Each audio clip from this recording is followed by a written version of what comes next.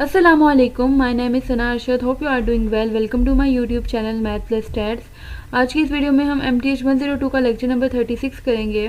तो जैसा कि आप लोग जानते होंगे कि 31 से लेकर 35 लेक्चर तक मैंने नहीं करवाया, क्योंकि वो सब जितना भी है वो रिवीजन बताई गई है उसमें, कि वो रिवीजन करनी है आपने अपनी प्रीवियस वीडियोज़ की, तो उसमें वो रिवीजन ही करनी है बस। तो इसीलिए वो तो मैंने करवाए हुए पहले लेक्चर, तो आपने उन्हीं को ही प्रैक्टिस करना है। तो आज मैं 36 लेक्चर स्टार्ट करवाती हूँ, जो कि है स्टैटिस्टिक्स। लेते हैं सबसे पहले हमें तो डेफिनेशंस दी गई हैं यहाँ पर, तो देख लेते हैं डाटा की डेफिनेशन। तो क्या है जी, piece of numerical and non numerical information are called data.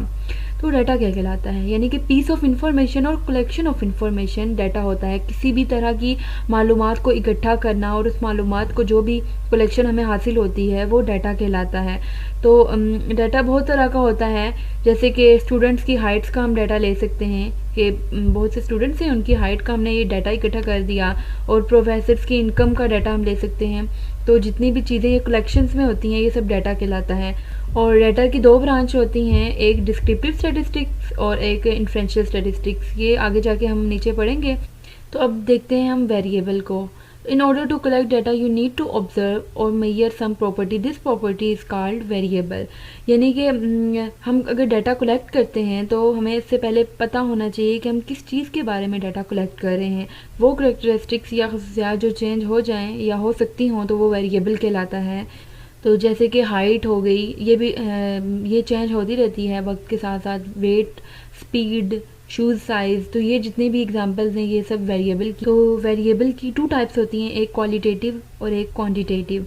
तो क्वालिटेटिव क्या होता है कि क्वालिटेटिव क्वालिटी वर्ड से निकला है। वो वेरिएबल जिनको न्यूमेरिकली एक्सप्रेस नहीं किया जा सकता तो वो क्वालिटेटिव कहलाते हैं। जैसे कि क्वालिटेटिव में किसी भी चीज़ की क्वालिटी ये बताई जाती है, जैसे कि अगर हम बताएं कि कोई मेल है या फीमेल है, और हम बता सकते हैं कि आइज़ कलर, तो ये क्वालिटी ही है ना, तो वो सब क्वालिटेटिव कहलाते हैं। A variable is quantitative if it can take a numerical value. तो क्वांटिटेटिव देखिए वर्ड क्वांटिटी से निकला है।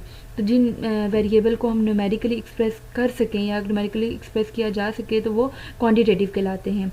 तो जैसे कि एज है, टेम्परेचर है, तो इनको हम ये क्वांटिटी के हिसाब से होते हैं, तो हम क्वांटिटी देखते हैं इसमें, तो ये क्वांटिटेटिव कहलाते हैं। तो अब ये जो क्वांटिटेटिव होता है इसकी भी टू टाइप्स होती हैं, एक होती है कंटिन्यूस और एक होती है डिस्क्रीट। तो कंटिन्यूस क्या होती है, a quantitative variable which can take any value in a given range is called a continuous. तो मैं अपने वर्ड में आपको बताती हूँ, कोई भी चीज़ जो बढ़ रही हो या जारी हो, यानी कि डेसिमल वैल्यूज़ में हो, तो वो कंटिन्यूस कहलाता है। तो ये जो होता है इन्फिनिट होता है, इन्फिनिट वैल्यूज़ होती हैं तमाम। जैसे कि हाइट हो गई, एज हो गई, तो ये बढ़ रही होती है आहिस्ता आहिस्ता। एज भी बढ़ती रहती है, हाइट भी बढ़ रही होती है, तो ये जो कंटिन्यूसली चल रही होती हैं चीज़ें, तो ये जो होती हैं ये कंटिन्यूस कहलाती हैं। तो हम देख लेते हैं डिस्क्रीट क्या होता है। Are quantitative variable which has clear steps between its possible values is called a discrete variable. तो डिस्क्रीट क्या होता है, आल पॉसिबल वैल्यूज़, जितनी भी पॉसिबल वैल्यूज़ हों जो कि हम काउंट कर सकें, काउंटेबल हों, तो वो होती हैं डिस्क्रीट वैल्यूज़। और जैसे कि स्टेप बाय स्टेप कोई भी चीज़ अगर चल रही है तो वो डिस्क्रीट कहलाती है। जैसे कि क्लास के स्टूडेंट्स हैं तो वो काउंटेबल हैं, हम उनको काउंट कर सकते हैं, तो वो क्या होगा, डिस्क्रीट होगा।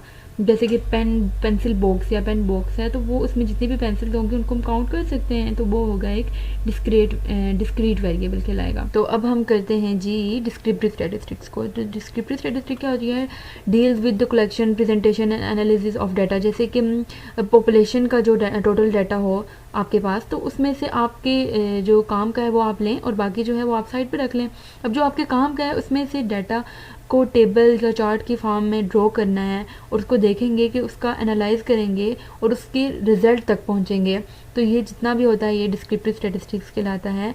किसी भी चीज़ के रिज़ल्ट तक हम पहुंचेंगे, उसको ड्रॉ करके, उसको चार्ट की हेल्प से, टेबल की हेल्प से हम ड्रॉ करेंगे और उसका एक एनालाइज करके उस पर एक हम रिज़ल्ट बनाएंगे कि ये है हमारा डाटा, तो वो डाटा जो होता है वो डिस्क्रिप्टिव स्टैटिस्टिक कहलाता है। तो अब देखते हैं इन्फ्रेंशियल स्टैटिस्टिक क्या होती है। तो इन्फ्रेंशियल स्टैटिस्टिक में अपने वर्ड्स में आपको बता दूं थोड़ा सा, तो वो ये है कि थोड़े से डाटा की बेस पर उसका तज्जिया करना, एनालिसिस कर लेना और उसकी बेस पर हम होल के बारे में डिसीजन ले लेते हैं जो, तो वो एक इन्फ्रेंशियल स्टैटिस्टिक कहलाती है। जैसे भी किसी भी डाटा का सब पार्ट हम ले लें और उसकी बेस पे हम बताएं कि ये जो जितना भी डाटा है ये किस तरह का है, तो वो इन्फ्रेंशियल कहलाती है। तो एग्जांपल ले लेते हैं, जैसे कि अगर आप लोग चाय बनाते हैं, तो अब चाय बनाते हैं तो उसमें से आप थोड़े से अगर निकाल कर उसमें से आप चेक करते हैं, टेस्ट करते हैं कि ये कैसी बनी है, तो वो आप उसको टेस्ट करके आप होल के बारे में बता सकते हैं कि अब जो चाय है बाकी वो भी कैसी है। तो अगर उसमें कोई कमी पेशी होती है तो आप लोग उसको और चीज़ें उससे पूरी कर लेते हैं और उसको एक बेहतरीन बना लेते हैं। तो आप इसमें ये होता है कि आप आइडिया लेते हैं थोड़े से सैंपल से होल के बारे में कि आया ये काम जो हम कर रहे हैं ये सही है या नहीं है। तो ये होती है इन्फ्रेंशियल स्टैटिस्टिक। तो आप लोगों ने इनकी डेफिनेशन वगैरह पढ़ लेनी है एक बार इसको। और यहाँ पर जो नीचे दिया गया है ये वेयर कैन स्टैटिस्टिक कंट्रीब्यूट, कि स्टैटिस्टिक कहाँ कहाँ कंट्रीब्यूट होती है, तो इसमें बिजनेस एंड इंडस्ट्री में होती है। और आगे इसके आगे पार्ट्स दिए गए हैं हमें कि मैन्युफैक्चरिंग में, मार्केटिंग में, इंजीनियरिंग में, बैंकिंग में यूज़ होती है स्टैटिस्टिक्स। आगे हेल्थ एंड मेडिसिन में है। ये आप लोगों ने इसको कर लेना है क्लियर। मैं आप लोगों को कॉन्सेप्ट क्लियर करवा रही हूँ। इसको जो है ये वाले जितने भी हैं इनको आप लोग एक बार रिवाइज करेंगे तो आपको समझ आ जाएगी कि किस किस में स्टैटिस्टिक को यूज़ किया जाता है। अब नीचे है ये नेचुरल रिसोर्सेज में, इसमें भी यूज़ कर सकते हैं हम लोग, स्टैटिस्टिक्स से ही हम करते हैं। अब सोशल एंड नेचुरल साइंसेज, इसमें है फिज़िक्स के बारे में और केमिस्ट्री एंड बायोलॉजी के बारे में, कि इसमें भी हम स्टैटिस्टिक को यूज़ करते हैं। स्टैटिस्टिक इस जगह पर भी यूज़ होती है। तो ये जो सा है ये आप लोगों ने इसको कर लेना है। ये जो जितना भी है ये सब एक बार रिवाइज करने वाला है। एक बार आप पढ़ लेंगे तो आपको समझ आ जाएगी। बेसिकली जो इंपॉर्टेंट कॉन्सेप्ट्स हैं वो क्लियर हो जाए तो ये बाकी हो जाएगा। तो ये आप लोगों ने कर लेना। तो नेक्स्ट जो है हमारा मोस्ट इंपॉर्टेंट वो है पॉपुलेशन। तो population is defined as the set of all possible members. तो पॉपुलेशन क्या कहलाती है? Collections of all the measurements you are analysing, यानी कि वो तमाम कलेक्शन जिन पे आप एनालाइज करेंगे उन पे मेजरमेंट्स होंगे। तो जैसे मैं एक एग्जांपल के तौर पर समझाऊंगी तो उससे आप लोगों को ना ज़्यादा क्लियर समझ आएगी। जैसे कि अब अगर हो सकता है आप लोग चावल पका रहे हों तो वो जो बाउल में चावल जितने भी हैं तो वो आपकी प्रॉब्लम है, वो आपकी पॉपुलेशन है। तो उस बाउल में पड़े हुए तमाम जितने भी चावल होंगे, राइस होंगे, वो सब आपकी प्रॉब्लम है, तो वो आपकी पॉपुलेशन हुई। तो जो जिसके बारे में आप एनालाइज कर रहे हैं, जिसके बारे में आप मेजरमेंट्स कर रहे हैं, तो वो जितने भी होंगे वो पॉपुलेशन कहलाएगी। और सैंपल क्या कहलाता है? अब सैंपल वो होता है a part of the population. ये पॉपुलेशन से ही पार्ट लिया जाता है।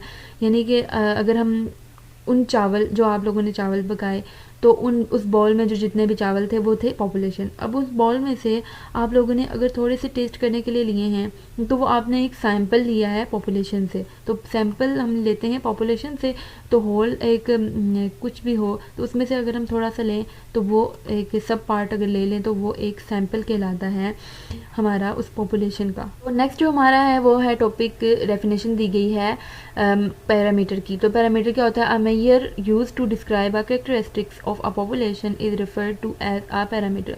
तो पैरामीटर क्या होता है कि कैरेक्टरिस्टिक्स ऑफ द पॉपुलेशन होता है, ऐसी खुशियात जो पॉपुलेशन से हासिल हो हमें, तो वो पैरामीटर कहलाती। तो पैरामीटर को हम कांस्टेंट पैरामीटर भी कहते हैं। तो ऐसी कैरेक्टरिस्टिक जो कभी चेंज ना हो, जैसे कि एग्जांपल दे देती हूँ कि पाई इज इक्वल टू हमेशा 22 डिवाइडेड बाई 7 ही हुआ है, वो ना चेंज होता है ना होगा, तो वो कांस्टेंट है, यानी कि वो पैरामीटर कांस्टेंट है, पैरामीटर है। अगर हम कहें कि नंबर ऑफ डेज तो वो 7 होते हैं, तो क्या वो 8 होते हैं? नहीं, वो 7 ही रहते हैं, वो चेंज नहीं होते। जैसे कि नंबर ऑफ मंथ्स तो वो 12 ही होते हैं। तो ये जो इन ईयर तो वो 12 ही होते हैं। तो बस फिर ये जो चीज़ें जो है कैरेक्टरिस्टिक्स चेंज ना हो तो वो पैरामीटर कहलाता है। तो आगे जो है वो है स्टैटिस्टिक। तो आप लोगों को बताते चलूँ कि स्टैटिस्टिक्स जो होता है वो होता है, ये आप लोगों के चैप्टर का नाम है। एक बुक होती है उस पर एनालाइज करते हैं हम तो मेजरमेंट्स करते हैं, तो वो बुक का नाम है, चैप्टर का नाम है। बट जो स्टैटिस्टिक होता है जिसके आगे एस नहीं होता, स्टैटिस्टिक्स के आगे एस होता है, ये स्टैटिस्टिक है, ये चेंज है। तो इस स्टैटिस्टिक का जो मतलब होता है, इसका मतलब होता है कि वो कैरेक्टरिस्टिक्स जो हम सैंपल से लें, यानी कि कैरेक्टरिस्टिक ऑफ अ सैंपल। तो तमाम करेक्टरिस्टिक जो हम सैम्पल से हासिल करते हैं वो स्टैटिस्टिक कहलाती हैं। मैंने आपको बताया था कि पैरामीटर वो होता है जो करेक्टरिस्टिक ऑफ द पॉपुलेशन होता है, यानी कि ऐसी खसूसियात जो हम पॉपुलेशन से लें, और स्टैटिस्टिक वो होता है जो जितनी भी खसूसियात, जितनी भी करेक्टरिस्टिक जो हम एक सैम्पल से लें वो स्टैटिस्टिक कहलाता है। तो नेक्स्ट जो हमारा है वो है मेजरमेंट स्केल। तो मेजरमेंट स्केल्स क्या होते हैं? ये वो होते हैं जो वेरिएबल को मेजर करने के लिए इस्तेमाल किए जाते हैं। तो वेरिएबल को मेजर करने के लिए 4 तरह के स्केल्स इस्तेमाल किए जाते हैं, और हर स्केल डिफरेंट किस्म का और डिफरेंट अमाउंट में इंफॉर्मेशन देता है। तो 4 तरह के कौन से होते हैं? एक होता है नॉमिनल स्केल, एक होता है ऑर्डिनल स्केल, और एक होता है इंटरवल स्केल, और लास्ट जो होता है वो है रेशियो स्केल। तो हम 1 बाय 1 देख लेते हैं कि क्या है इसमें। तो जो फर्स्ट है हमारा वो है नॉमिनल स्केल। तो पढ़ लेते हैं। ऑब्जर्वेशंस आर क्लासिफाइड और counted with no particular order. तो मैं आप लोगों को बता देती हूँ कि ये सबसे बेसिक स्केल होता है और सबसे कम इन्फॉर्मेशन मेजर करता है, फिर भी ये ज़रूरी है। तो इसमें हम नंबरिंग इस्तेमाल करते हैं, चीज़ों को नंबरिंग देते हैं, और नंबरिंग देने का मकसद ये होता है कि हम उनको जो नंबर देते हैं उनको एज अ टैग और एज अ लेबल इस्तेमाल कर सकें हम।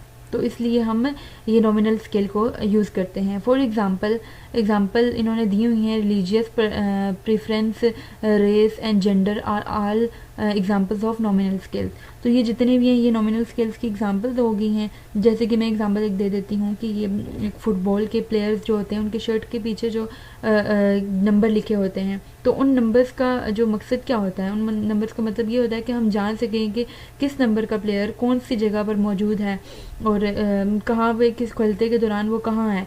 तो ये सब जानने के लिए हम यूज़ करते हैं नॉमिनल स्केल को। नेक्स्ट है वो है ऑर्डिनल स्केल। तो हम इसको पढ़ लेते हैं। All observations are placed in 2 separate categories and the categories are placed in order with respect to some characteristics, differences between values make no sense.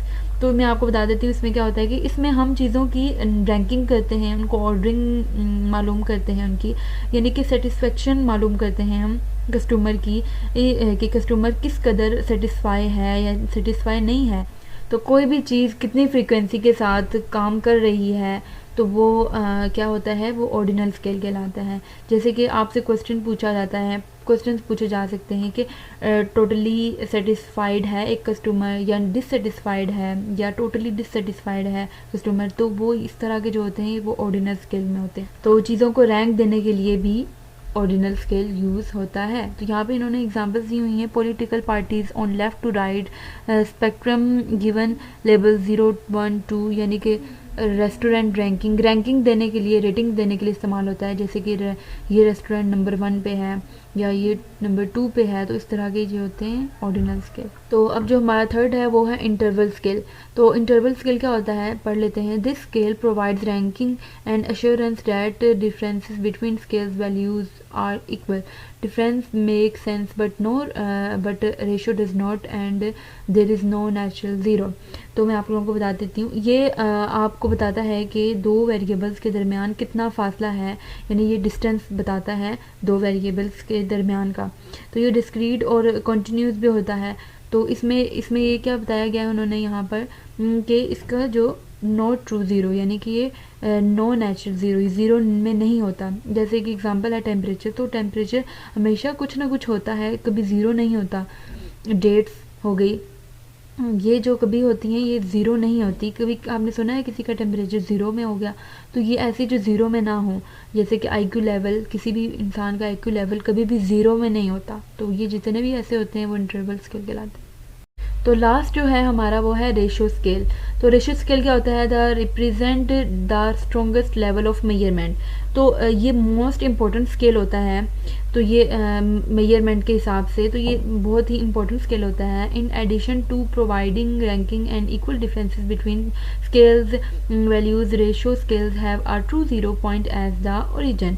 तो ये जो होता है ये स्केल, ये ट्रू ज़ीरो पाया जाता है इसमें, यानी कि ये इसकी वैल्यू ज़ीरो में होती है। आई होप मेरी आज की वीडियो से भी आप लोगों की हेल्प हुई होगी, क्योंकि मैंने हर चीज़ बहुत डिटेल से करवा ली है। तो अगर आप लोगों की हेल्प हुई है तो मेरे चैनल को सब्सक्राइब करना है और बेल आइकन को प्रेस कर लेना है अगर न्यू है, और शेयर करना है अपने फ्रेंड्स के साथ, लाइक करना है और कमेंट करना है। ओके जी, अल्लाह हाफिज़।